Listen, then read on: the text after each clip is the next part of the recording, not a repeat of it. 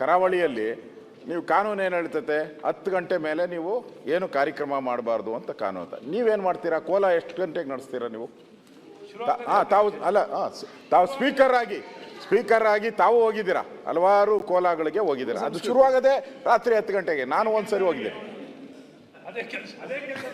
ಅದೇ ಕೆಲಸನ ಹೋಗ್ತೀರಾ? ಒಂದು ನಿಮಿಷ. ಇಲ್ಲಿ ಒಂದು ಸಂಪ್ರದಾಯ ಮಲೆನಾಡು ಭಾಗದಲ್ಲಿ, ವಿಶೇಷವಾಗಿ ಮಂಗಳೂರು, ಉಡುಪಿ ಈ ಭಾಗದಲ್ಲಿ, ಕರಾವಳಿ ಭಾಗದಲ್ಲಿ ಈ ಥರದ ಸಂಪ್ರದಾಯ ಬಂದ್ಬಿಟ್ಟಿದೆ. ಯಾಕಂದರೆ ಅವತ್ತಿನ ವ್ಯವಸಾಯ, ಅವತ್ತಿನ ಪದ್ಧತಿ, ಜನಗಳ ಸಮಯ ಇವೆಲ್ಲ ನೋಡಿಕೊಂಡು ದೇವರ ಆರಾಧನೆಯನ್ನು ಮಾಡಿದ್ದಾರೆ. ಇವತ್ತು ಗಣೇಶನ ಹಬ್ಬ ಬರ್ತಾ ಇದೆ. ಬಾಲಗಂಗಾಧರ ಅಂತ ತಿಲಕ್ ಅವರು ಮಾಡಿದಂಥ ಈ ಗಣೇಶ ಹಬ್ಬ ಸ್ವಾತಂತ್ರ್ಯಕ್ಕೋಸ್ಕರ ಮಾಡಿದ್ದು. ಸೊ ಈ ಗಣೇಶ ಹಬ್ಬದಲ್ಲಿ ನಿಮಗೂ ಗೊತ್ತಿದೆ ಹೇಗೆ ರಸ್ತೆಗಳಲ್ಲೂ ಮಾಡ್ತಾರೆ.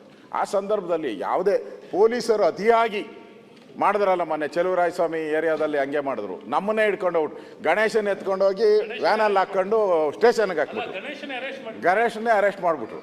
ಆ ಪೇಪರಲ್ಲೆಲ್ಲ ಗಣೇಶನ್ಗೆ ಇದಾಕಿ ಜೈಲು ಹಾಕಿರ್ತಾರ ಇವರು ಪತ್ರಿಕೆಯಲ್ಲಿ ಪ್ರಿಂಟ್ ಮಾಡಿಬಿಟ್ರು. ಇವರು ಏನಾಗ್ತೈತೆ ಅದರಿಂದ ಈ ಸರಿ ಆದ್ರೂ ಈ ಥರದ್ದು ಯಾವುದೇ ರೀತಿ ಇದರಿಂದ ನೋಡಿ, ಗಣೇಶ ಹಬ್ಬ ಮಾಡೋರು ಯಾರೋ BJP ಅಂತಲ್ಲ, ಎಲ್ಲರೂ ಮಾಡ್ತಾರೆ.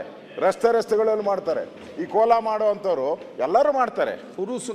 ಎಲ್ಲರೂ ಉರುಸು ಮಾಡೋವಾಗ ನಾನು ನೋಡಿದ್ದೀನಿ. ನಮ್ಮ JC ರೋಡಲ್ಲಿ ಉರುಸು ಮಾಡ್ಕೊಂಡು ದೊಡ್ಡ ಸಂಖ್ಯೆಯಲ್ಲಿ ಬರ್ತಾರೆ. DJ ಹಾಕ್ಕೊಂಡು ಬರ್ತಾರೆ.